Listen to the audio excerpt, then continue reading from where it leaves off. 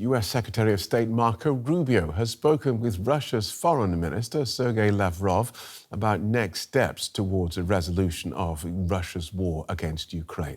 Now, their conversation comes ahead of an expected meeting between the U.S. and Russian presidents Donald Trump and Vladimir Putin in Hungary.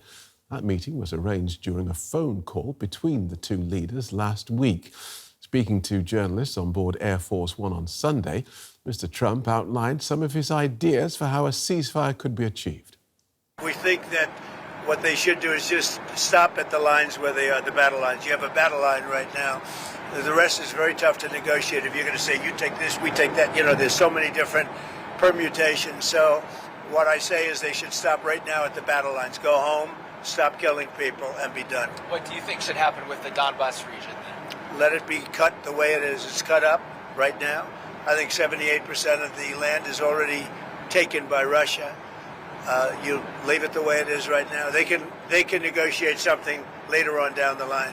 But I said cut and stop at the battle line, go home, stop fighting, stop killing people. Well, that talk about stop freezing the battle where it is coincides with Russian talking points. Reports suggest Vladimir Putin wants a final deal that involves changes to some of the front lines. Now, Moscow would reportedly be willing to give up small areas of the two southern frontline regions, Kherson and Zaporizhia, shown here in yellow. In exchange, he wants full control of the eastern Donbass region, which is made up of Donetsk and Luhansk, shown in green. The Financial Times says Mr. Trump relayed those demands to Ukraine's President Vladimir Zelensky when they met at the White House on Friday.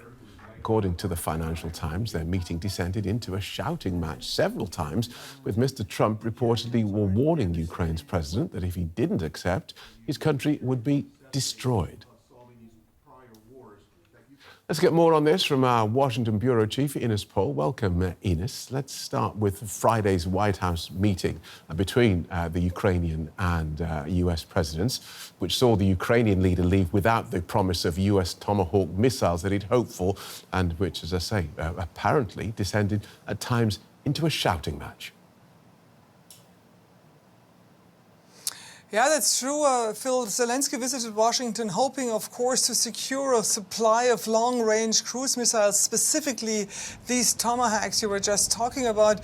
They would enable Ukraine to strike targets within Russia. However, he left the meeting not only empty-handed, but reportedly rebuked by Donald Trump, who suggested that Ukraine should accept Russia's terms for ending the war. And this includes ceding the entire eastern territory of Donbass, which is currently the epicenter of the conflict. Trump empathized this strategy over the weekend, as we just saw when he talked to reporters on Air Force One, and he stated again when he was talking about Donbass, and I quote him here, "Cut it the way it is." So did President Zelensky leave that White House meeting with anything? Honestly, just like with promises, but nothing specific. So he has to wait now, Zelensky, as he always has, and has to see what will be happening during this meeting, which is supposed to be taking place in Hungary, but we don't know any specifics as for now. Okay. There are lots of reports, and just listening to the US president, he does seem to be parroting Russian talking points. How has that been received there in Washington? Well, it's important to note that President Trump is growing increasingly impatient, and he really wants this war in Ukraine to end immediately. And he somehow seems energized by his recent success regarding the hostage situation in Israel and the so-called peace deal. During this meeting we were just talking about with Zelensky, Trump warned that Vladimir Putin had told him that Russia would destroy Ukraine if it didn't comply with their demands, offering basically no assistance for Ukraine in that scenario. So close observers of the Trump-Putin-Zelensky dynamic here are really concerned that the US president is neither ready nor willing to apply more pressure on the Russian leader, whether through increased arms transfers to Kiev or tougher economic sanctions on Russia. Okay, so take Russia's terms. or Russia destroys you. There must be concerns there that President Trump's stance could undermine US credibility or indeed embolden Russia. Well, you know, we have to keep in mind that the political Washington is currently really in a stalemate, and it's very, very occupied by the debates about the budget, where we don't see any compromise coming soon. So this situation here in this country is, of course, occupying the attention of many political leaders in the US, but also of the average Americans. And as the war in Ukraine drags on and numerous conflicts emerge both domestically here in the United States and globally, public interest in Ukraine is just dramatically waning. And many Americans, to be quite frank, view the threat posed by Putin to Europe as something Europeans should handle themselves. Thanks for that, Ines. Ines Pohl is DW's Washington Bureau Chief.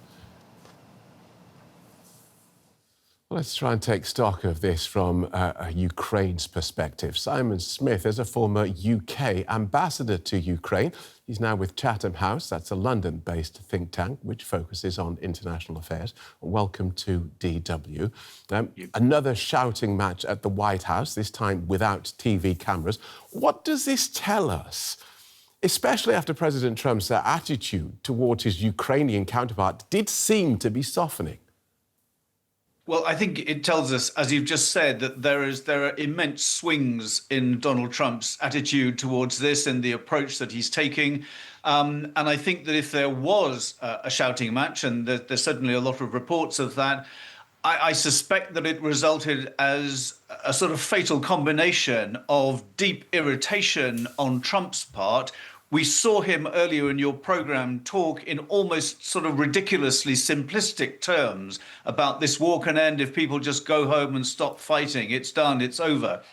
And he wants it to be easy. And he's irritated when Zelensky comes to Washington and says, well, I'm sorry, Mr. President, it's not as easy as that. Let me explain to you why. So there's irritation on that side. And I think there must be deep alarm on Zelensky's side when, as you say, not so long after appearing to say, yeah, sure, we need to go into a negotiation that ensures that Ukraine gets all of its territory back, Zelensky then goes to Washington and he hears a completely different story from Trump. So I think deep disorientation for him, deep irritation for Trump, and I think those two things add up to a meeting that can't have gone well. All right, let's look ahead to another potential meeting, this much talked about Trump-Putin meeting in Budapest. No date set for it yet, so we don't know if it'll actually go ahead.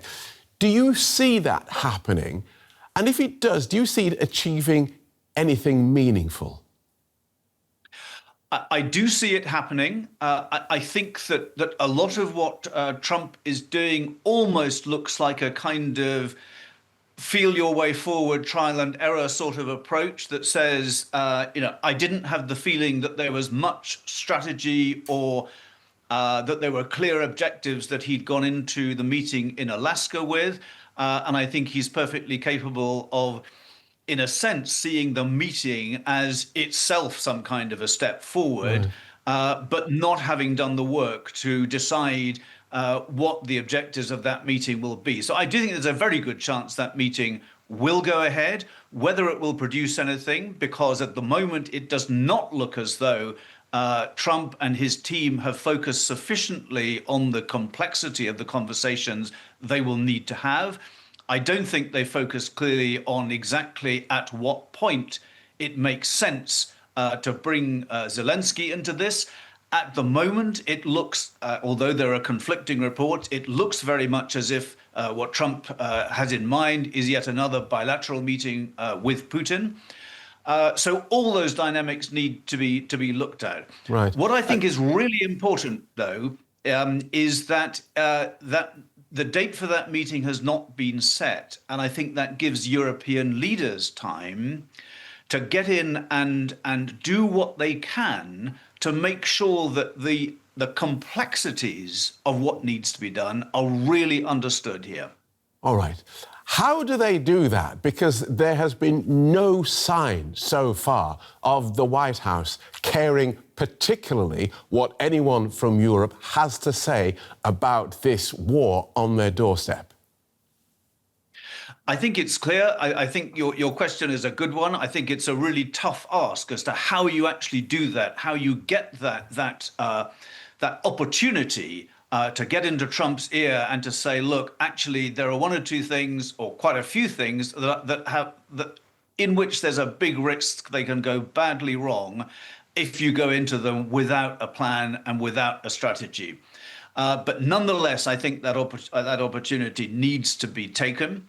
I think they have the opportunity as well to carry on with the things that they've been doing in Europe, and that includes not only the oil and gas measures that were on your program just now, but I think it includes driving forward with this effort to get a method of using the frozen Russian assets as a means of further support to the Ukrainian military effort. I think that needs to go on. Right. And I think they need to carry on demonstrating that there is sense in continuing to demonstrate to Russia the costs of the war that it has started in Ukraine. Right. Just on that, I wonder if I'm overthinking this, because the choice of Budapest as a potential venue for this meeting between Trump and Putin is interesting. A cynic might suggest that it was chosen deliberately to sow distrust and confusion in Europe. I have to say that looking from the outside, and as only a former insider, it doesn't on the face of it look great. There was all kinds of symbolism in the meeting with Alaska, but I think it's fair to say that probably a lot of that was a little bit kind of superficial. But Budapest doesn't seem to me to be the greatest place to start if you want to send a signal that says the US team is coming to the next talks with Putin with an intention to put pressure on Putin to make Putin feel that he has actually got to do some hard work in order to walk away from the negotiation with an end to the war. The Budapest location doesn't send a good signal, in my view, in that respect. All right, that's very clear. Thanks for talking us through that. Simon Smith from Chatham House. Thank you.